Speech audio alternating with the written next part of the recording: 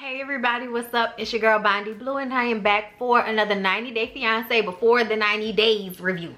Alright y'all, so let's go ahead and get into it. So Lisa and Usman, okay? Lisa is leaving Usman behind, walking away from him because she's upset because he didn't check her and told her he don't know if he can marry her if she don't get her attitude together, alright? And she says he wants her to be an obedient wife and that's not what she's about to be. I'm like, I don't understand why y'all have decided to be together, but Usman has already been online talking mad shit about Lisa and we all know he just wants to get to America because every time he says I love Lisa, I just want to go to America comes right after it. So yeah, Usman, you're not fooling nobody. And Lisa, if you are desperate enough to be with a man who is this much younger than you, who really doesn't see it for you and you can tell, all so that you can have somebody to control, then you deserve all the bad feelings that come with this, okay? But either way, he gets her to stop walking away and they agree on a 60-40 love. Oh yes, he will have 60 and she will have 40. I said wait till you get to America, you don't have a job and she got all the money. The shit will turn into 70-30 very quickly and she will have 70, okay? The only 30 comes with that dang-a-lang swinging, okay? That's the only time you get the 30 is when the dang-a-lang is swinging.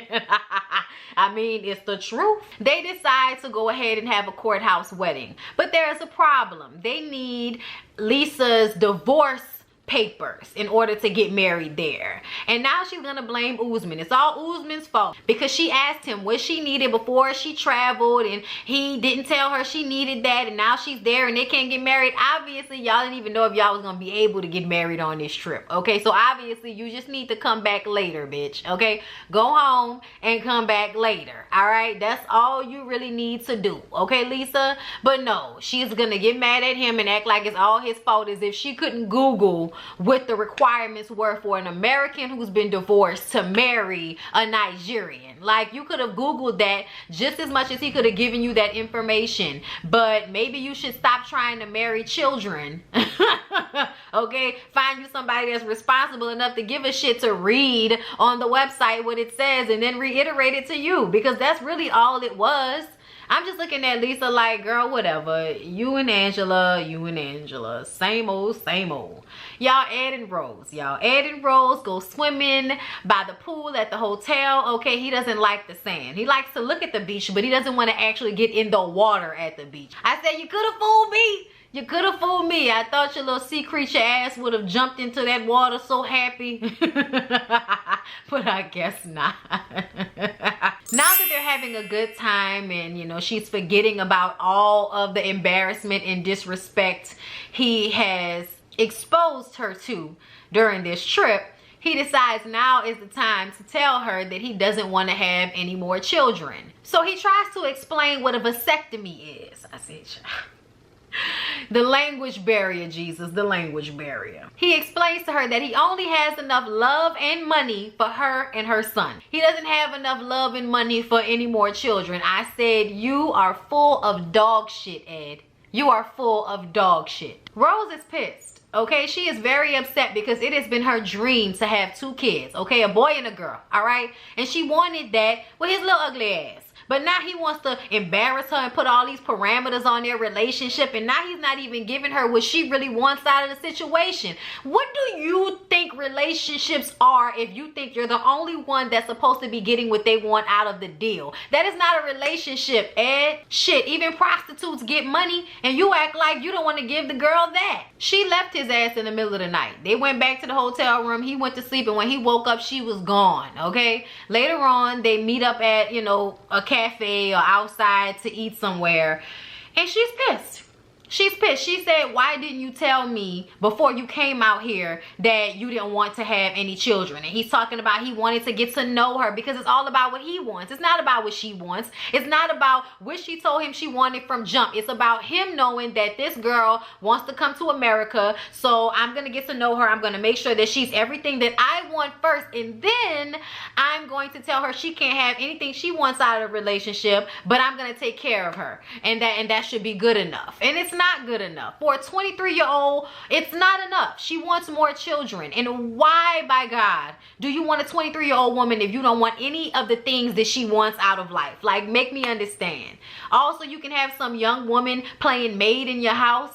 Okay, so you can have a kid to play daddy too that you really don't give a fuck about, just because you want to lay up with his young ass mama until you eventually have a heart attack on top of her. Okay, like this is The Color Purple or some shit. Like, When she started to list all of the things he's done to her, talking about her ulcer, asking her for the STD test, okay, thinking she's just like her sister and all of that, it's obvious that he doesn't trust her and that he really doesn't love her, and she doesn't want to be with him. She's done. I said, that's right, Rose. You leave his no neck, no respect, smelly mayo looking ass alone. You leave him where he at. Y'all, Steph and Erica, are we still doing this? Y'all, they can barely spend an entire weekend together without an argument. But we're gonna go and meet with Erica's parents so that she can come out to them with Stephanie as her girlfriend. Bullshit, okay? Y'all, they really drugged this whole situation out, okay? Boom, bow, pow. They go to Erica's parents' house. Her parents are super sweet. Her mom already knew she was gay. Her dad had no clue, but he loves her so much, and he's such a really nice man. He doesn't give a shit. And then, of course, they have to talk about how Stephanie's parents don't know that she's gay either. I'm like a continuation to a boring story. Y'all are not gonna be together. Y'all ain't tricking us, Stephanie and Erica. I don't see it. I don't see it. Y'all, Yolanda's kids have Googled William's picture and they find that it's a stock photo. Okay, it's a stock photo. It's all over the internet. And she's like, oh, well, we'll search another one of his pictures. So they search another one of his pictures, and it's the same thing. It's a fucking stock photo, Yolanda. I'm sorry, y'all. I don't mean to curse so much, but she aggravates the hell out of me, y'all, okay? Because she refuses to accept that she is being catfished. She refuses to accept the fact that she's being scammed. And no matter how many times her daughter proves it to her, she's still gonna try to believe that this is not him, and she needs an explanation from him, and you know, he deserves at least that. He doesn't deserve shit. What are you talking about, Yolanda? You've never met him. You don't know him. If you've never seen him face to face via FaceTime or anything else, you don't know him. And even then, you don't really know somebody until you've actually been around them in real life. That's ridiculous. You are too damn old for you to believe that this is a real relationship, even though you have never seen him. When you started having relationships, Yolanda, this shit was in Back to the Future. It wasn't real. So explain to me why, as an older woman, you can go for something like this, when this ain't never been your forte. As far as I'm concerned, older women are always like, nah, I'm straight. I done met all my men in real life. I ain't about to be sending my address to no man online. Yolanda sounds crazy. Yolanda sounds crazy, period. Because she's in denial, her daughter says that she's going to get in contact with a private investigator. I said, child, David will show you that when they in denial like this, private investigators are liars as far as they're concerned. Let's switch over to David's ass, okay? David, oh my God, y'all, David is the most depressing person ever in life. Okay, so David goes home with his tail tucked between his legs, and he tries to make out with this cat, but she don't have time for him. So he sits down with his homeboy and talks to him about what happened, and his homeboy wants him to let it go.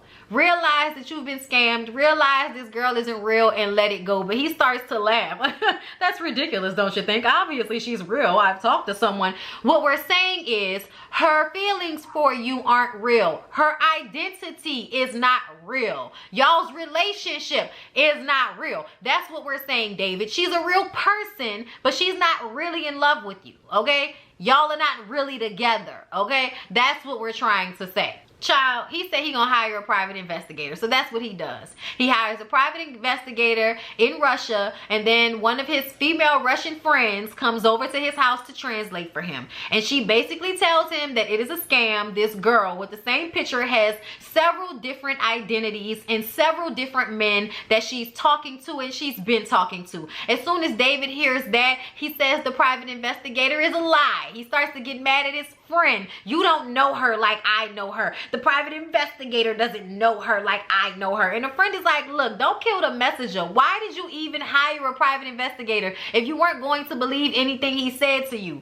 David, that is ridiculous. Are y'all serious? So yeah, Yolanda's daughter, don't waste your time, okay? Don't waste your money, because she gonna turn around and say it's all a lie, just like this crazy mofo is, okay? He says that he's going back to Russia and he's not gonna stop until he has a face-to-face conversation with her. I said, girl, you didn't fuck with the wrong one, okay? Because David is the stalker that will kill you and himself. Y'all, Varriya and Jeffrey, okay? They are enjoying camping, okay? Jeffrey's friend Igor left. So they have this, like, you know, last few days just to themselves, and they're in the woods, and they're, you know, in a tent, and it's very romantic, and they're spending a lot of time together, and they're talking. And Varriya is falling in love with Jeffrey, and Jeffrey is sucking her in. And I am scared because there is crazy behind Jeffrey's eyes. I told y'all that was crazy behind Ash's eyes, and I meant it, okay? Jeffrey is a loose cannon, and Varriya has not figured it out yet. And she's let all this Nature's Valleys bullshit convince her that he's to be trusted when he's been lying to her their entire relationship. Lied to her about kids, lied to her about, you know, his history, his past. He still hasn't told her about the ex-girlfriend that he has that court case pending with from 2019. So yeah, Varriya, you should be very scared of Jeffrey. But Jeffrey says, I got her. So you know what? I'm gonna propose. It's romantic. I got a ring. I'm gonna propose. And we didn't get to see whether she said yes or no, but something tells me she's going to say yes, and then somebody's going to give her some information on this court case that's pending, and it'll all fall apart. Can't wait to see it, because it don't like Jeffrey. Siberia is beautiful, by the way. Okay, your girl loves camping. Okay, I've never been, but if I was somewhere like that, I would go camping. If I was in like better climates, I would go camping. I feel like I would like camping, especially glamping. Like, you know, a really nice cabin in the middle of the woods. Yeah, all me. All me all day. All day. So y'all, Ash and Avery, y'all. Ash is crazy. I told y'all. Ash is all in his feelings and has decided to Jedi mind trick, shout out to Roxanne, and flip this shit on Avery and make it seem like she doesn't care about him. She doesn't love him because she's not going along with his misogynistic views of women, and she's not backing down. She wants to have this conversation. Do you really think that our brains are different? Are you retarded? Like, questions that she really needs to know the answers to, okay? But he keeps saying that she's patronizing him because she's trying to understand what the hell he meant by that foolishness that he got up there and reiterated to that crowd of women, because somebody sent me a video showing that he stole that from some other crazy ass man who seems to think that our brains are different even though science proves they aren't. So I don't understand, like, why you think you can get in front of women in 2020 and tell them that their brains are wired for them to be irrational, and because you're a man and you have balls, all of a sudden your brain works to where it's not ever irrational. But then he stands here and has this irrational response to Avery's very valid questions based off of the bullshit that he just spat out of his mouth to her and to all of those other women. And then he couldn't deal with them arguing with him, so his eyes are bucking out of his head and shit. And now he's trying to put it on Avery, making it seem like she didn't have his back and his heart is broken. I was just like, throw him away, Avery. Avery, no. Avery, don't try to have any understanding. He just showed you who he is. Please believe him.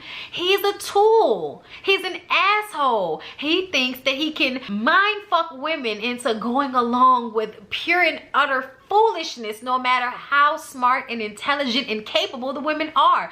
Does he even know who Avery is?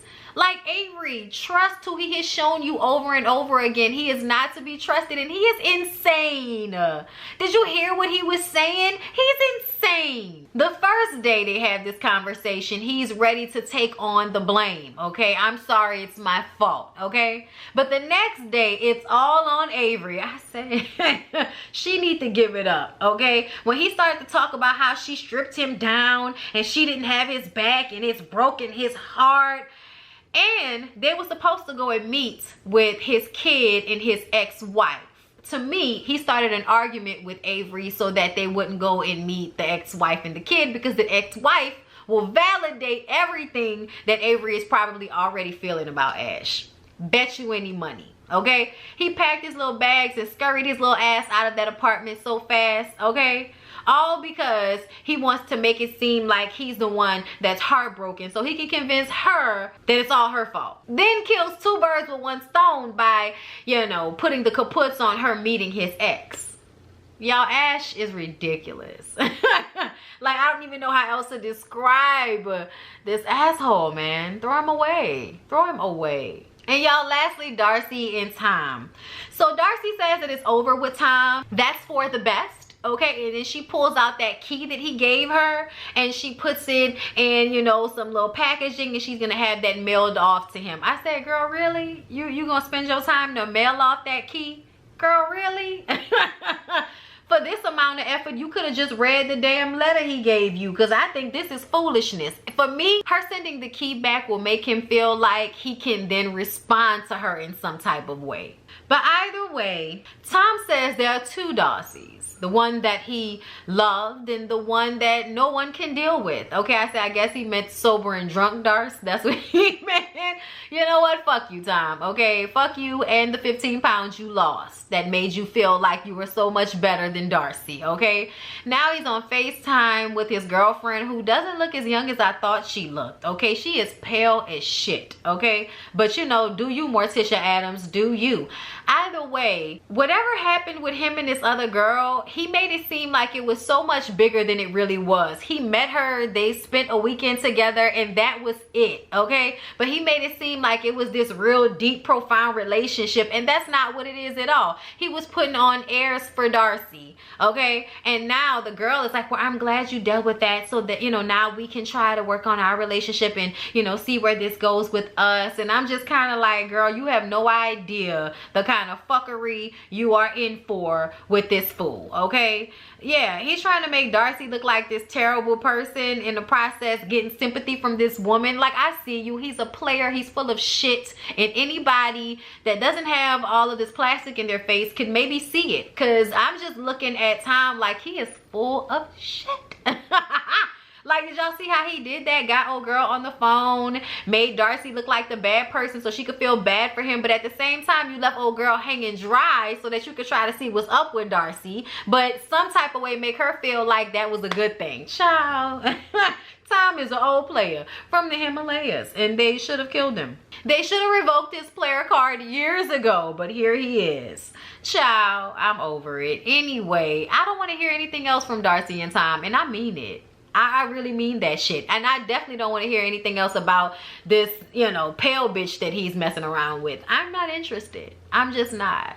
But anyway, you guys, that was 90 Day Fiance before the 90 days. I hope y'all enjoyed the review. Please don't forget to like, comment, and subscribe to my channel if you have not already. I love y'all. See y'all in the next one.